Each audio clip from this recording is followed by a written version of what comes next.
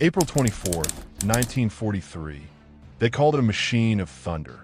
After the guns fell silent, most of those thunderheads were hauled away, studied, burned for steel, or left to rust where they broke. The Tiger I arrived on the battlefield as a statement of engineering audacity and logistical cruelty. Its thick armor and long 88mm gun rewrote what a single armored vehicle could do to a column, a village, a front line. It also carried within its belly the seeds of its own disappearance.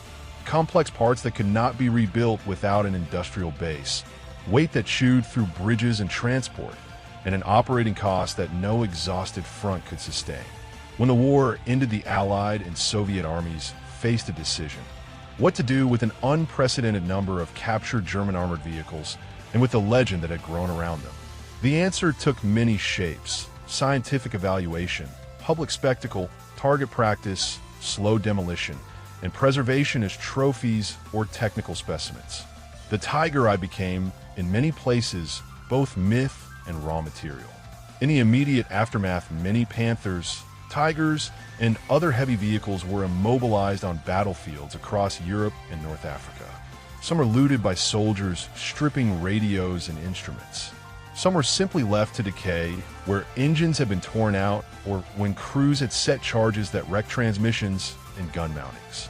Where supply lines allowed, occupying armies collected intact vehicles and moved them to test grounds or railheads for transfer. Those that could not be moved were often cut up at the roadside. The armor fed to smiths and foundries desperate for metal in the rubble of post-war Europe. Technical curiosity drove the Allies to bring intact examples home for study. British and American armor schools dismantled captured Tigers to learn strength and weakness, to catalog construction techniques, metallurgy, and the tolerances of German engineering under wartime conditions. Reports flowed back to ministries of supply and ordnance departments, exhaustive pages on suspension, interlocks, turret rings, and the peculiarities of a commander's cupola.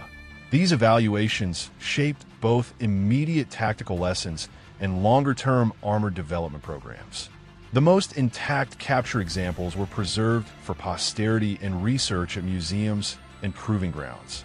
The Soviet Union took a different path alongside preservation. Vehicles captured on the Eastern Front or found in German arsenals were shipped east to central testing sites where technicians ground through German blueprints and ran trials. Kubinka became a treasury and laboratory for trophies taken from the Reich, housing rare finds and exotic prototypes that Soviet engineers studied to understand engine design, optics, and armor metallurgy. The presence of those machines inside Soviet museums and test yards ensured that some examples survived the chaotic years immediately after 1945. Not every Tiger could, or was meant to, be saved. The sheer number built versus the number the victorious powers could or wanted to keep meant that many were cannibalized for parts to keep runs of captured vehicles operating, converted to static training hulks, or deliberately destroyed to remove them as hazards or symbols. Field demolitions, industrial scrap drives, and the practicalities of post-war reconstruction did what combat often could not. They erased whole swaths of armored equipment from the record. Photographs from salvage yards show carcasses stripped to girder-like skeletons, turret rings cut open and armor plate removed in sheets, the components destined for civilian use. Some Tigers were pressed into the strange service of post-war symbolism. They were paraded as trophies at victory reviews, displayed outside government buildings, or positioned as local monuments to victory and defeat. Where towns lay under new administrations, armored hulks sometimes became playgrounds, memorials, or impromptu platforms for speeches. In North Africa, Europe, and parts of the Soviet sphere, the silhouette of a captured Tiger in a town square became a shorthand visual for the end of an era. Those exhibited were sometimes cosmetically repaired, their scars brushed with paint to create a narrative of conquest rather than ruin. At the same time, the Allied and Soviet militaries used some captured Tigers as training targets or test subjects for new weapons. Anti-tank rounds were fired into the thick armor to study penetration and spall patterns. Flamethrowers and demolition charges were employed to validate repair routines and disposal methods. In some testing sequences, vehicles were put into controlled destruction tests to understand how to defeat them more efficiently. What remained were often fragments, mounds of twisted steel, and forensic photographs cataloged in technical libraries. A handful of Tigers survived as full vehicles and entered museum collections. The most famous example, restored to running condition and maintained as a working exhibit, became a tangible link to an often mythologized past. That single operational restoration drew crowds, raised public interest in preservation, and anchored scholarly work on restoration methods for complex wartime machinery. Museums would later become the custodians of memory, choosing which pieces to repair, which to stabilize, and which to keep in arrested decay to tell different stories about war and industry. Restoration itself became a discipline marked by compromise. Original parts were often missing. Crews used donor vehicles and fabricated components to return a machine to display condition or running order. When running examples were made operational, curators faced ethical and practical choices. To what extent should a museum reproduce functionality when doing so necessitated non-original parts or modern? Safety retrofits? Some institutions chose to emphasize authenticity with unrestored hulls and original paint flaking under glass. Others preferred the spectacle of a living machine, started up and driven under supervision at historical events. The fate of Tiger components was varied and telling. Engines, gearboxes, and guns that could be salvaged sometimes found second lives in field repair shops or in post-war industrial use. Tracks and road wheels became scrapped if no program existed to keep a vehicle intact. Some turrets, stripped off and repurposed, sat for decades as monuments or static emplacements. The choices were economic as much as historical. The cost of shipping heavy parts far exceeded the cultural value placed on the machine in a continent with tens of thousands of displaced people and collapsed factories. Personal stories attach to individual machines. Crews who had fought against Tigers told accounts used later to teach tactics and psychology. Occupying soldiers who photographed capture vehicles left behind albums showing damaged turrets and men in uniform examining mantlets.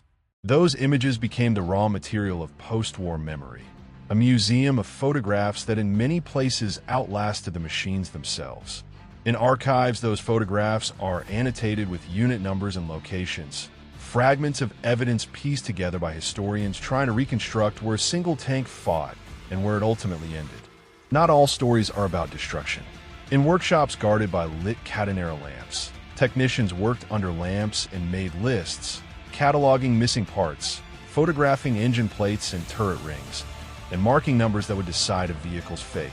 In some depots, heavy equipment was carefully crated, placed on flat cars, and transported to proving grounds or museums. The logistical ballet required specialized cranes, reinforced rail wagons, and often the goodwill of local authorities who prioritize heritage over immediate reuse. Of metal, these preserved examples later informed restorations and exhibited the craftsmanship of wartime factories.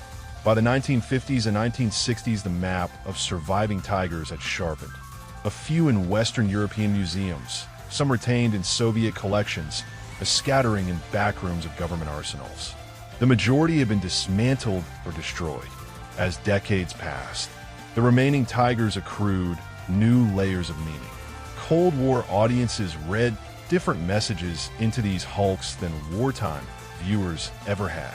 For some, the Tiger remained a cautionary emblem of militarism and hubris. For others, it was a technical wonder, worth preserving for its engineering and as a lesson in the limits of weapon design. Modern restoration projects are painstaking and slow. Teams of historians, engineers, and volunteers pursue original documents, manufacturing stamps, and parts numbers to recreate missing elements with fidelity. When a working Tiger was unveiled after restoration, it did not merely represent triumph over rust. It represented an archive rebuilt in steel and grease. The story of that one vehicle is a window onto larger processes of memory, technology transfer, and the selective nature of historical preservation.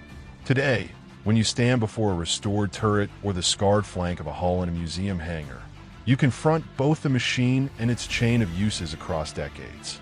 The metal remembers impact sequences and forensic traces that survive paint and polish.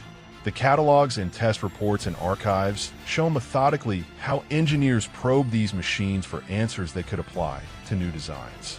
In the emptied scrapyards, the pile of twisted torsion bars and road wheels and photographs tell a parallel story of material recovery and the austerity of reconstruction.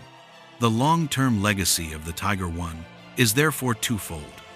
As a military artifact, it influenced post-war armor thinking and offered a harsh lesson about the costs of complexity and of designing for battlefield dominance at the expense of sustainability. As an object of memory, it became a contested symbol, alternately demonized, admired, and studied.